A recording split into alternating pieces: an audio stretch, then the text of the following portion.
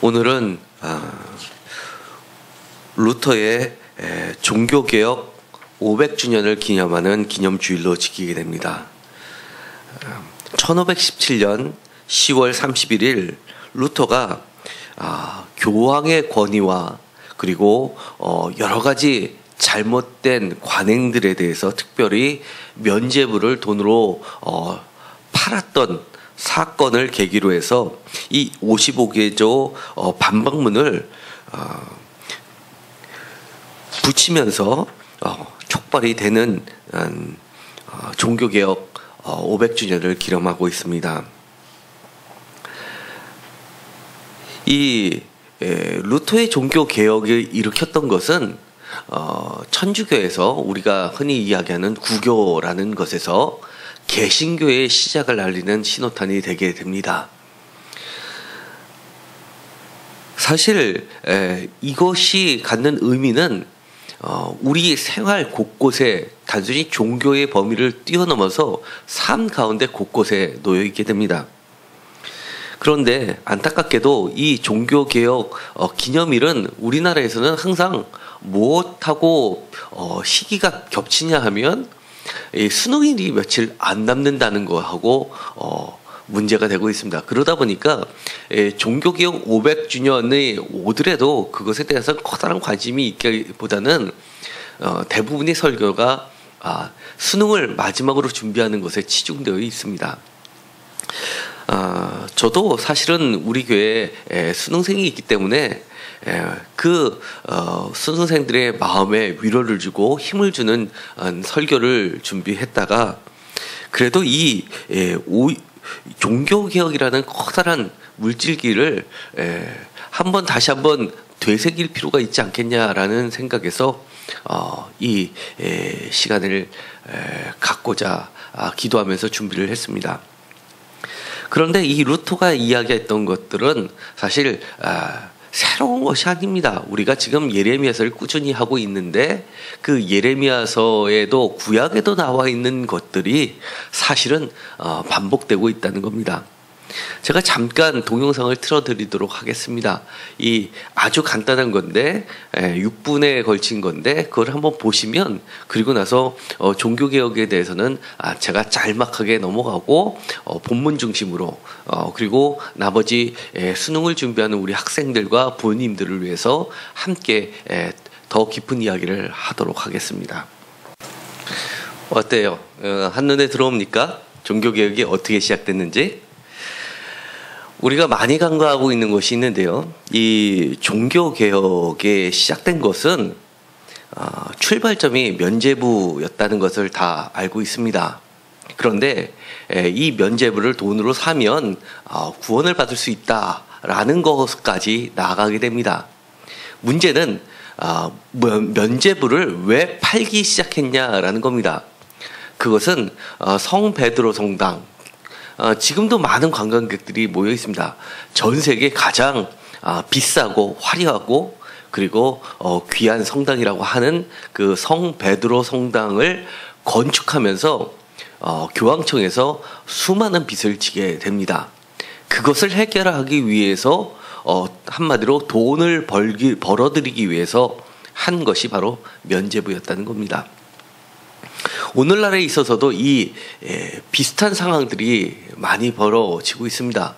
소위 말해서 교회가 넘지 말아야 될 선을 넘는 경우에 출발점이 어디냐고 봤을 때 많은 사람들이 바로 돈의 문제를 이야기합니다.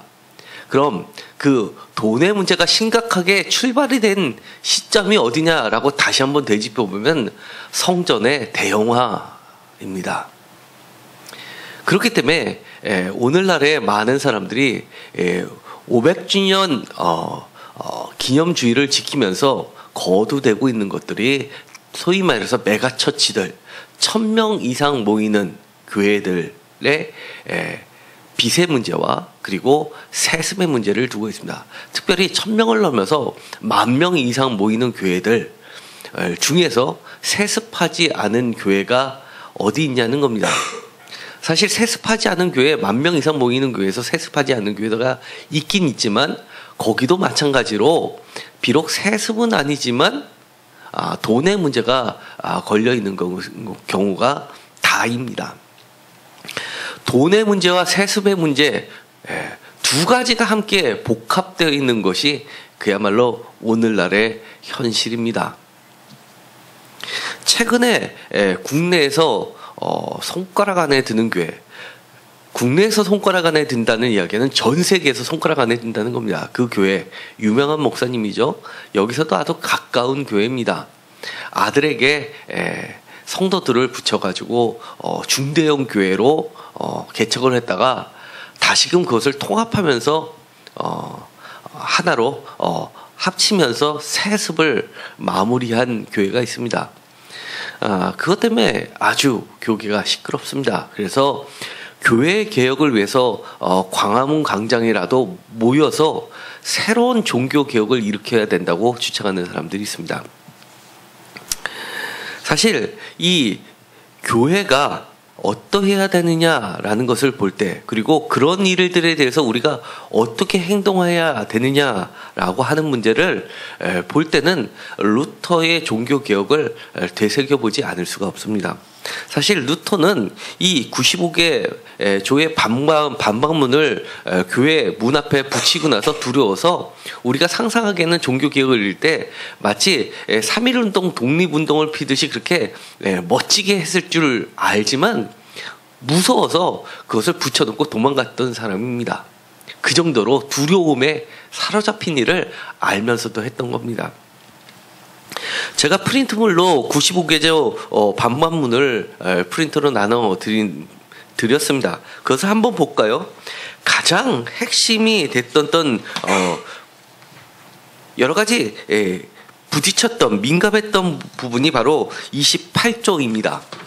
28조에 보면 이렇게 되어 있습니다. 돈이 궤에 쩔렁하고 떨어질 때 부와 함께 탐욕도 늘어날 것이 확실하다. 그러나 교회의 간절한 바람은 온전히 하나님의 뜻에 달려 있다라고 되어 있습니다. 사실 이 면죄부를 팔면서 설교문에 넣었던 것이 면죄부를 사서 돈이 교회에 짤랑하고 떨어질 때 죄가 속죄되고 구원에 이른다라고 설교를 했던 그 말을 그대로 옮겨 담았던 매우 비아냥거리는 시닉에 해당하는 말이 28조였던 겁니다. 그리고 우리가 많이 보았던 것들을 보면 1조에서부터 출발했을 때 대부분이 다 교황과 관련된 이야기들이 수두룩하게 있습니다. 예를 들어서 6조에 교황은 누구의 죄도 사면할 권한이 없고 다만 하나님께서 사면하신 것을 공포하거나 보증할 따름이다. 자기 자신이 사면해야 할 경우에는 할 수 있으나 당사자가 원하지 않으면 그 사람의 죄는 여전히 남아 있을 것이다 라고 하면서 속죄의 주체는 교황도 아니라 오직 하나님께 있다라고 이야기를 하는 겁니다. 그러면서 여러 가지 문제들을 천주교에서 중시하고 있는 여러 가지 문제들을 건드리기 시작합니다. 10항에 보면 10조에 보면 연옥 문제를 이야기합니다. 18조에도 연옥의 문제를 이야기합니다. 그리고 26절에도 마찬가지 연옥의 문제를 이야기합니다. 그러면서 이 진정한 회개가 무엇이냐라고 했을 때 36절에 보면 자신의 죄들로 인해 비통해 하여 진심으로 회개하는 그리스도인들은 누구라도 면죄부가 없을지라도 죄악과 형벌을 완전히 용서받는다라고 이야기합니다. 37조에 보면 참된 그리스도인이라면 누구라도 그가 아직 살아있든지 이미 죽었든지 간에 하나님께서 교회와 그리스도를 통하여 주시는 모든 은혜에 참여할 것이다 라고 하면서 오직 은혜라는 종교개혁의 중요한 주제를 언급합니다. 1조에부터 이야기가 있는 것이 바로 참된 그리스도인이 무엇이냐를 언급하고 있는 겁니다. 1조에 보면 우리 주님이시여 선생님이신 예수 그리스도께서는 회개하라고 말씀하셨다. 이것을 믿는 자들의 삶 전체를 참회해야 한다는 것을 의미한다. 회개를 외친 첫 1항은 바로 예수님께서 복음서에 기록된 바는 첫 설교가 회개하라부터 시작이 되는 거였습니다. 이 참된 회개, 4조에 보면 참된 내적 회개는 자신을 미워하는 것이니 이것은 우리가 하늘나라에 들어갈 때까지 지속될 것이다 라고 하면서 이 회복, 예수님이 외치셨던 것의 회복을 이야기하고 있습니다. 심지어는 핵심을 찌르고 있습니다. 50조에 보면 이렇게 되어 있습니다. 그리스도인이 알 것은 만일 교황이 면죄부에 대한 설교자들의 행동을 안다면 성 베드로 성동이 불에 타 재가 될지언정 자신의 어린 양들의 가죽과 살과 뼈로 그것이 세워지는 것을 원치 않을 것이다. 성 베드로 성당이 차라리 불에 태워져 버려라 라고 이야기를 하는 거나 마찬가지입니다. 그러면서 43조에 보면 그리스도인들은 또한 가난한 사람들에게 베풀고 어려운 이들을 돕는 것이 면죄부를 사는 것보다 낫다는 것을 알라 라고 이야기합니다. 62조에 보면 그러나 교회의 참된 근거는 하나님의 은혜와 거룩한 복음의 영광이다. 오직 은혜, 오직 영광, 오직 믿음을 이야기하는 겁니다. 그러면서 80조에 보면 이렇게 이야기합니다. 이와 같이는 가르침이 사람들 가운데서 선포되는 것을 묵인하는 감독과 교구 목사들과 신학자들은 이에 대한 책임을 져야 한다라고 이야기합니다. 침묵하는 것이 곧 죄라고 이야기하는 겁니다. 심지어 루터는 그 이후에 책을 썼는데 그 책에 대해서 이렇게 이야기를 합니다. 주변에 가난한 사람이 있음에도 불구하고 그들을 돕지 않는 것은 그들을 죽이는 것이다 라고까지 이야기를 합니다. 예수님이 이야기하셨던 것보다 더 한 발짝 더 높은 수준을 이야기하고 있습니다. 그러면서 이렇게 이야기합니다. 84조에 중요한 말을 합니다. 또한 불경건하는 자와 하나님의 원수들이라도 돈만 내면 그들로 하여금 하나님께서 사랑하시는 경건한 혼을 구하도록 허락할진데 어찌하여 하나님께서 사랑하시는 그 경건한 혼을 위해서는 값없는 사랑으로 그 혼을 구원하지 않는가? 이것은 하나님과 교황의 어떤 새로운 거룩함인가? 라고 하면서 비꼽니다. 그러면서 94조에 머리 대신 그리스도를 부지런히 따라야 된다라고 이야기합니다. 95조에 이같이 하여 그리스도인을 하여금 완전한 평안을 통해서보다 오히려 많은 고난을 통하여 하늘나라에 들어가도록 하다라고 하면서 이 십자가의 길이 결코 쉬운 길이 아님을 예견하고 있습니다. 그러면서 마틴 루터가 이야기하는 것은 정말 하나님께서 허락하신 십자가의 은혜가 얼마나 싸구려 은혜로 둔갑되고 있는 현실을 고발하면서 하나님의 십자가의 그 은혜, 예수 그리스도의 십자가로 돌아오기 위해서 값진 은혜를 회복시키는 것이 바로 종교개혁의 핵심이었던 겁니다. 여러분들께서는 아마 95개의 조항을 말로만 많이 들으셨지 이렇게 직접 읽어본 적은 처음일 겁니다. 이 이야기는 단순히 신학에만 있는 것이 아닙니다. 오늘 우리가 본문으로 정했던 이 예레미야서 45장 바룩의 이야기를 통해서도 그대로 반복되는 이야기입니다. 제가 주보에다 실었습니다. 이 바룩은 서기관입니다. 기록자입니다. 말씀의 기록자입니다. 선지자 예레미야를 통해서 했던 말씀을 기록한 기록자입니다. 네리야의 아들로서 나오고 있는데 이 바룩이 소개되고 있는 것은 예레미야서 32장, 36장, 43장, 45장에 걸쳐서 바룩이 소개되고 있습니다. 오늘 읽었었던 45장에 보면 시점이 나와 있는데 여호야김 넷째 해라고 되어 있습니다. 이 여호야김 넷째 해가 기록되어 있는 이 시점은 예레미야서 36장하고도 맞물려 있습니다. 예레미야서 36장에 보면 성전 멸망을 예언한 사건이 나와 있는데 예레미야가 7장과 36장 두 곳에 걸쳐서 성전 멸망을 예언하고 그것으로 인해서 예레미야는 고통이 시작되게 됩니다. 그런데 그 성전 멸망을 예언했던 것을 기록한 사람이 바로 누구냐 하면 바룩이라는 사람이었습니다.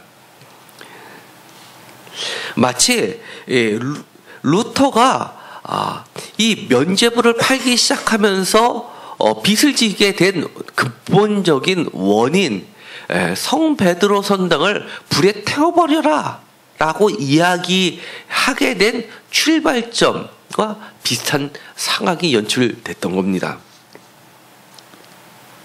그러면서 하나님의 영광을 보이는 영광으로 둔갑시키려는 모든 우상 행위에 대해서 선을 긋는 겁니다. 하나님의 은혜, 십자가의 은혜, 오직 말씀으로 돌아가게 하는 겁니다. 그리고 이 32장에 보면 또 바룩이 했던 일이 있습니다. 아나토의 밭을 사라고 하나님께서 예레미야에게 계시를 내려주시자 예레미야가 매매 증서를 기록하면서까지 매우 정성을 다해서 온 사람들이 다 보게 성전에서 서기관 바룩을 통해서 매매 계약 체결을 하는 것이 나오게 됩니다.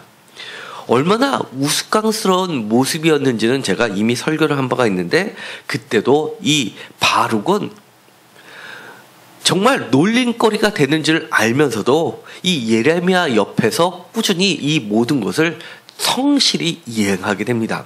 이처럼 어떻게 보면 루터처럼 종교개혁을 일으킨 자는 예레미야였다면 그 옆에서 예레미야에서 끝까지 지켜줬던 인물은 바로 바룩이었습니다.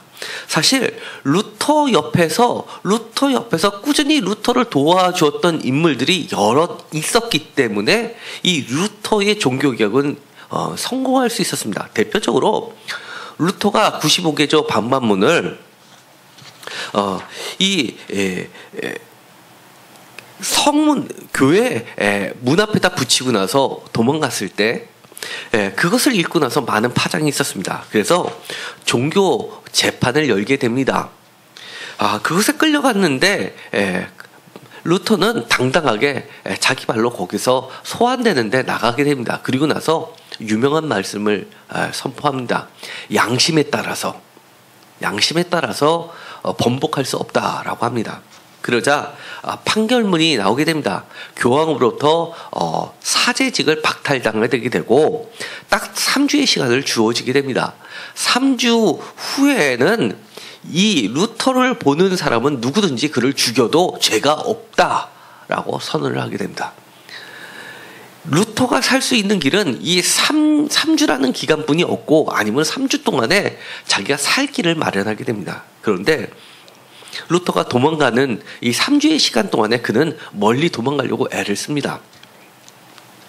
그렇지만 그 당시는 동로마와 서로마로 나누어져 있었기 때문에 이 교황이 권한이 미치는 이 서쪽 지방, 소위 말해서 독일부터 시작해서 루터가 있었던 독일부터 시작해서 프랑스, 그 다음에 체코, 그 온 것, 멀리는 영국에 이르기까지 교황의 영향권 아래 놓여 있지 않은 곳이 없었습니다. 그런데 그가 도망가는 사이에 3주 동안에 그 거리를 피해서 도망갈 곳은 없다는 얘기인데도 불구하고 열심히 도망가는데 누군가에 의해서 납치됩니다. 납치되고 나서 어떤 성에 끌려가게 되는데 그것은 바로 프리드리히 선제후라는 뜻은 황제가 될 후보자들을 지칭하는 사람들입니다. 그런데 프리드리히라는 이 사람이 황제가 될 이 사람이 몰래 이 루터를 납치합니다. 그리고 아무도 없는 성에 그를 몰래 감춰버립니다. 그리고 나서 거기서 사제복을 벗기고 기사처럼 변장도 시킵니다. 수염도 기르게 합니다. 그리고 나서 이곳에서 루터가 했던 일은 무엇이었냐면 성경을 번역하는 일을 했습니다.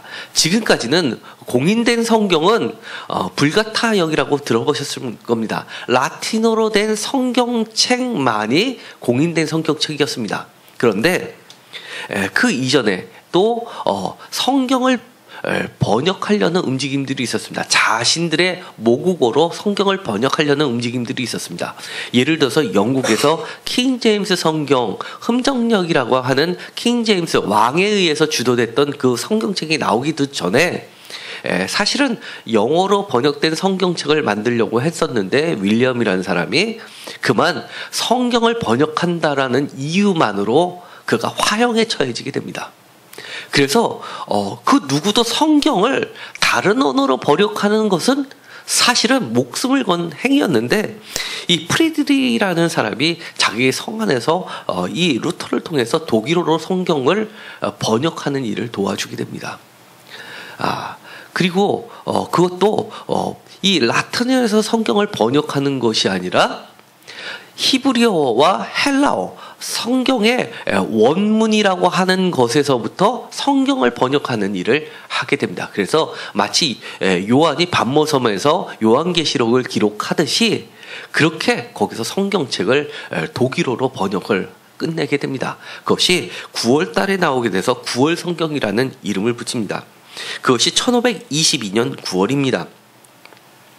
1517년 10월 31일 날 루터가 90일기적 반박문을 통해서 루터의 종교개혁이 시작됐습니다. 그리고 나서 1522년 9월에 독일어로 된 성경책이 나오게 됩니다. 그 인쇄소가 구텐베르크 활자를 이용한 인쇄소에서 나오게 되는 겁니다. 이처럼 이 마틴 루터를 도와줬던 많은 사람이 있게 되는 겁니다.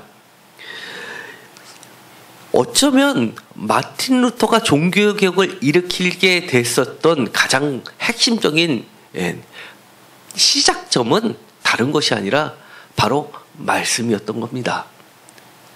로마서 1장 17절의 말씀을 읽고 오직 의는 믿음으로 말미암아 살리라 라는 그 말씀에 대해 감명을 받고 그리고 종교개혁의 시발점이 됐던 겁니다.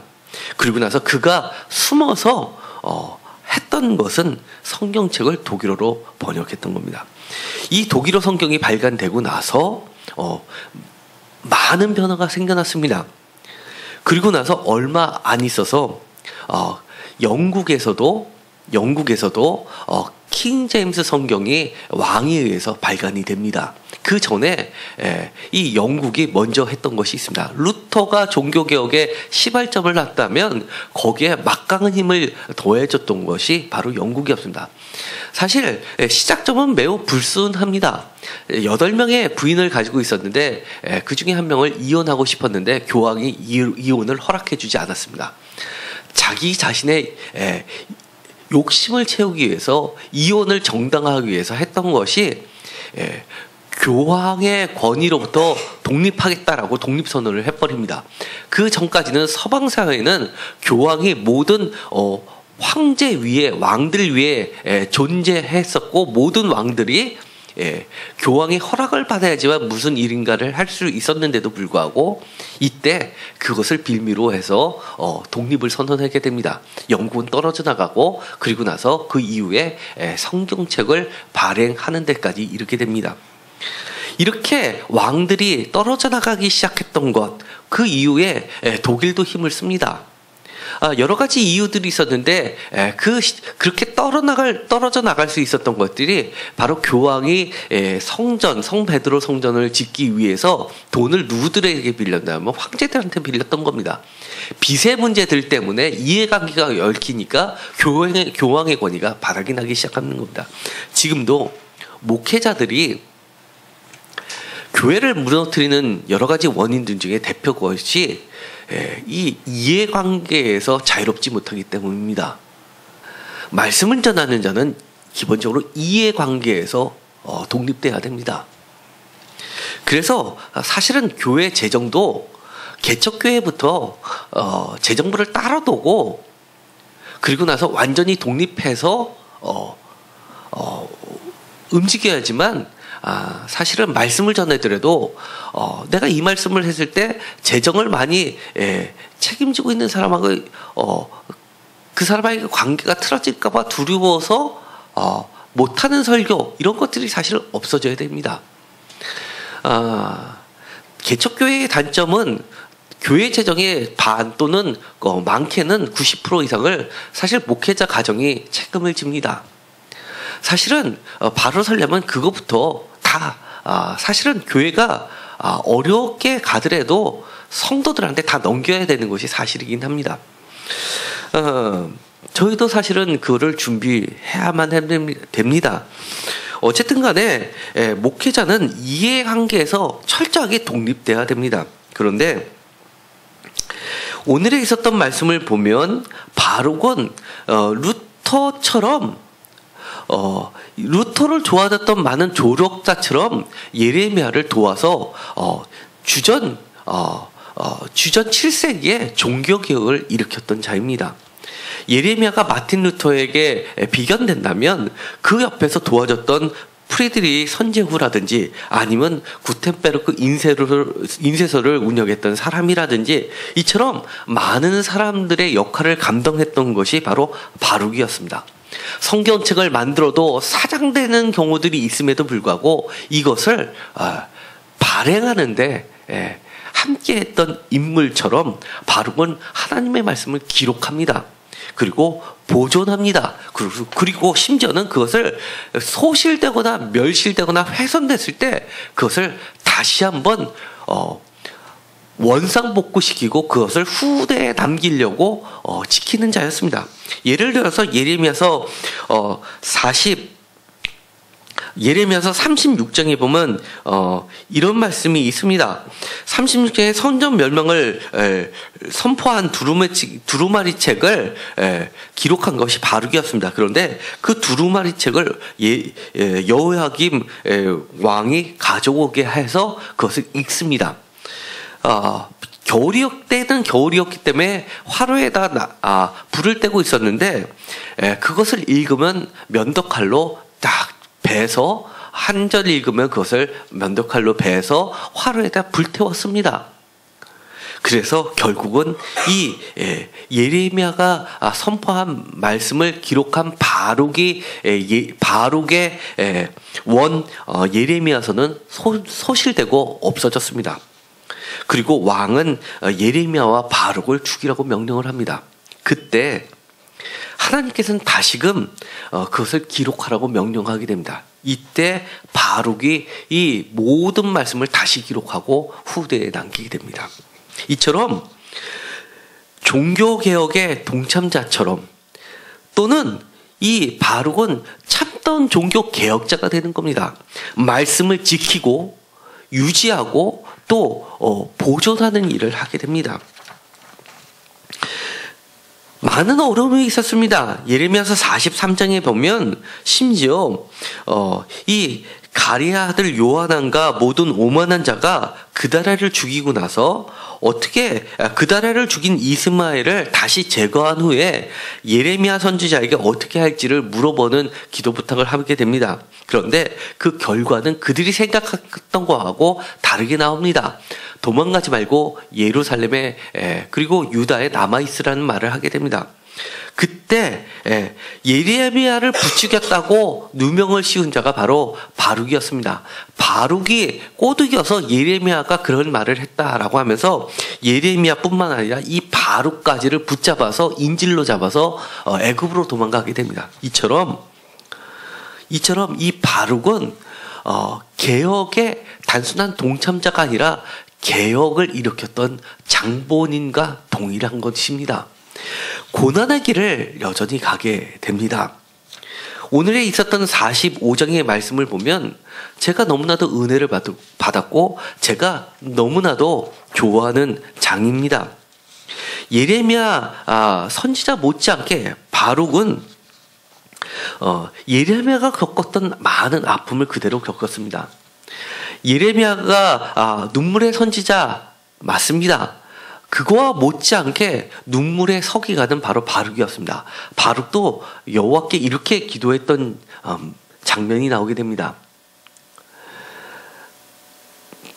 3절에 보면 이렇게 되어 있습니다. 내가 일찍이 말하기를 화로다. 여호와께서 나의 고통에 슬픔을 더하셨으니 나는 나의 탄식으로 피곤하여 평안을 찾지 못하도다. 이렇게 이야기를 했다는 겁니다. 여호와께서 그 말씀을 들으셨습니다. 고통과 슬픔, 탄식, 피곤해서 정말 평안을 찾지 못한다. 정말 나는 화로다라고 저주다라고 이렇게 이야기를 한다는 겁니다. 하나님께서 예레미야에게 답변을 주십니다. 내가 너를 위해서 큰 일을 찾느냐? 도대체 큰 일이 무엇인지는 정확하게 나와 있지 않지만 자신의 목숨을 잃게 되는 일에 대해서 그것을 피할 길을 찾고 있는 또는 모든 변화가 모든 세상에 완전히 뒤바뀌어져서 지금과는 다른 전혀 새로운 하나님의 세계가 펼쳐질 그런 큰 일을 생각했을 수 있습니다. 그때 이렇게 하나님께서 이야기해 주십니다. 큰 일을 찾지 말라는 겁니다. 내가 모든 육체에게 재난을 내리리라. 그러나 내가 가는 모든 곳에서 내가 너에게 내 생명을 노량물 주듯 하리라. 여호와의 말씀입니다. 표준수 번역에는 이렇게 이야기합니다. 내가 이제 큰일을 찾고 있느냐? 그만두어라. 이제 내가 모든 사람에게 재앙을 내릴 터인데 너만은 내가 보호하여 내가 어디로 가든지 너의 목숨만은 건져주겠다. 나 주의 말이다. 바룩이 끊임없이 불에 탔던 소멸되었던 두루마리를 다시 기록하며 보존했던 이유, 그것은 하나이었습니다. 우리가 이미 살펴본 바와 같이 예루살렘이 멸망할 때의 이야기가 반드시 우리는 기억해야 됩니다. 예를 들어서 예레미야서 40장에 보면 예레미야가 풀려나는 때의 모습이 나오게 됩니다. 사령관이 예레미야에게 이렇게 이야기하는 장면이 나옵니다. 40장 2절입니다. 사령관이 예레미야를 불러다가 이르되 내 하나님 여호와께서 이곳에 이 재난을 선포하시더니 3절 여호와께서 그가 말씀하신 대로 행하셨으니 말씀하신 대로 말씀이 이루어지기 때문입니다. 생명, 목숨을 걸고 화로다라고 하면서도 끝까지 그 말씀을 기록했던 이유, 바로 그 전에 39장에 보면 에벤멜렉을 구원하시면서 했던 하나님의 말씀이 있습니다. 17절입니다. 39장 17절에 여호와의 말씀이냐 내가 그날에 너를 구원하리니 내가 그 두려워하는 사람들의 손에 넘겨지지 아니하리라. 18절 내가 반드시 너를 구원할 것인즉 내가 칼에 죽지 아니고 내가 노량물같이 내 목숨을 얻을 것이니. 45장에 바룩에게 하나님께서 했던 말 그대로입니다. 내 생명을 노량물같이라는 표현이 그대로 나오게 됩니다. 이는 중요합니다. 다 같이 읽겠습니다. 이는 내가 나를 믿었습니다. 여호와의 말씀이니라. 믿음 때문이라는 겁니다. 하나님의 말씀을 믿었기 때문입니다. 그래서 바룩이 사실은 추구했던 것, 붙잡고 있었던 것, 다시 이야기하면 오직 믿음, 오직 하나님의 은혜, 오직 하나님의 영광, 그리고 루터가 이야기했던 것처럼 바로 오직 은혜, 오직 믿음, 오직 말씀, 오직 영광과 다르지 않은 겁니다. 바룩이 이렇게 할 수 있었던 것, 루터가 종교개혁을 일으킬 수 있었던 것, 사실은 동일하다는 겁니다. 바룩은 두려움이 없었습니까? 루터는 두려움이 없었습니까? 동일했습니다. 너무나 무서웠습니다. 두려웠습니다. 그럼에도 불구하고 하나님의 말씀이 그대로 이루어진다는 믿음, 하나님의 은혜가 항상 임하리라는 확신, 그럼으로 인해서 내가 지금 비록 힘들고 고통을 당해도 그 결말은 하나님의 영광을 드러낸다는 것 때문이었습니다. 혹시 우리는 하나님의 영광보다도 사람의 관계를 더 중요시하지 않나요? 루터가 95개조 반박문을 쓰면서 했던 말, 80조에 있는 것처럼 이와 같은 가르침이 사람들 가운데 선포되는 것을 묵인하는 감독과 교구 목사들과 신학자들은 이에 대한 책임을 져야 한다. 하나님께서 예레미야를 통해서 끊임없이 했던 말씀 아닌가요? 침묵하지 말라는 겁니다. 끊임없이 그들이 듣든지 아니 듣든지 너는 누구에게든지 이야기하라는 거 아니었습니까? 우리가 그동안 대형교회 출석하면서 신앙생활을 그동안 많이 해왔습니다. 그런데 사람의 관계 때문에, 권위 때문에 하나님의 영광을, 루터가 이야기한 것처럼 하나님의 값비싼 그 은혜를 값싼 은혜로 바꿔버리지 않았나요? 혹시 하나님의 말씀을 저 아래 던져버리진 않았나요? 우리가 사실 종교개혁하면 나랑 관계없는 이야기다라고 생각할 경우가 많이 있습니다. 특별히 수험생들 시험이 18일뿐이 남지 않았습니다. 그런데 나는 마음에 정말 내가 지금 힘든데 위로와 확신을 주고 용기를 주는 말씀이 있었으면 좋겠다라고 생각하시는 분도 있을지 모르겠습니다. 그런데 내가 지금 어렵다라고 하는 이 고통, 바룩의 고통하고 비교했을 때 그게 과연 고통이라고 할 수 있습니까? 내가 공부하는데 공부하는 이유가 공부해서 나 잘 살기 위해서 공부하고 있지 않습니까? 루터 사실은 법학도였습니다. 유능한 법학자가 돼서 안정된 생활을 할 수 있었습니다. 그런데 그는 그 법학도의 길을 버리고 사제로서의 길을 갑니다.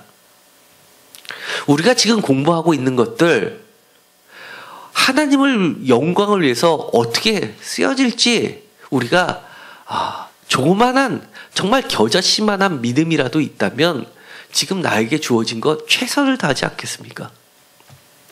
내가 지금 힘들다고요? 힘들면 얼마나 힘든가요? 루터처럼 힘든가요? 아니면 예레미야처럼 힘든가요? 아니면 바룩처럼 힘든가요? 어머니들, 아버지들, 수험생 두면 수험생보다 더 힘든 게 부모님들이고 가족입니다. 그런데 우리 자녀들을 놓고 어떠한 고통을 감수하고 있나요? 정말 우리의 자녀가 대학 들어가고 좋은 직장 얻고 하는 것에 우리의 목표가 머물러 있지 않나요? 조금 더 깊이 진정한 하나님의 영광을 드러내는 존재로 나아가는 과정이기를 간절히 바라면서 기원해 주기를 바랍니다. 종교 500주년 개혁, 사실은 나로부터 시작되는 것이 진짜 개혁입니다. 500주년이라고 하면 500년 전에 끝난 종교개혁이라고 생각하지 않나요? 사실 그 종교개혁은 아직도 진행 중입니다. 나로부터 시작되는 참다운 종교개혁이 일어났으면 좋겠습니다. 이 95개조 방법문은 시대가 틀리기 때문에 우리와 맞지 않는 것이 꽤 있습니다.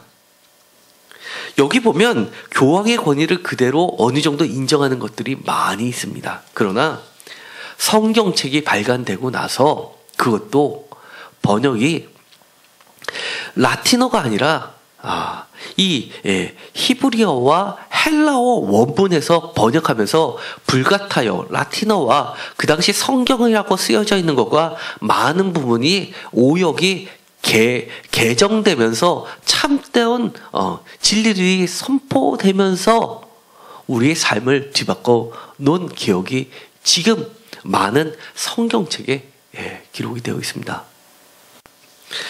이번 종교개혁을 통해서 종교개혁에 먼 것이 아니라 정말 가까이 다가오는 시간이 되었으면 좋겠습니다. 바룩처럼 비록 힘들어도 정말 나에게 화로다 하더라도 하나님께서는 반드시 우리의 말씀을 너 힘들어? 너 화냈어? 나에게 어떻게 이런 말을 해? 라고 하면서 단칼에 베어버리는 하나님이 아니라 그래 힘을 내. 내가 너를 지켜줄게 하시는 하나님의 은혜를 다시 한번 되새기는 자리가 종교개혁입니다. 우리가 말씀을 붙잡고 하나님의 영광을 위해서 우리의 믿음으로 나아가는 자들에게는 늘 하나님의 은혜가 머무르게 됩니다. 그렇기 때문에 이 바로그에 했던 오늘의 말씀을 통해서 오늘도 내가 지금 하나님의 말씀을 기록하고 있습니까? 내가 하나님의 말씀을 보존하고 있습니까? 내가 오늘 하나님의 말씀을 수호 지키고 있습니까? 그리고 그 말씀을 나만 알고 있는 것이 아니라 기록하는 목적 여러 사람이 보고 깨우치라고 그렇게 외치고 있습니까? 그리고 내가 하나님의 선지자와 하나님의 말씀을 선포하는 자와 함께 가고 있습니까? 함께 가고 있는 동역자라면 나는 바로 동참자를 넘어서 종교개혁자인 겁니다. 그런 은혜가 나에게 임하게 되기를 간절히 소망합니다. 기도하고 마치기로 하겠습니다. 하나님, 오늘 종교개혁 500주년을 맞이하여 참다운 종교개혁이 나로부터 시작되게 하여 주옵소서.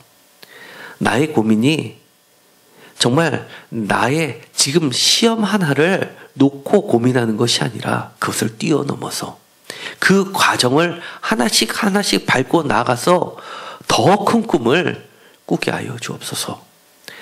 하나님의 영광을 드러내는 존재로 성장하게 하여 주옵소서.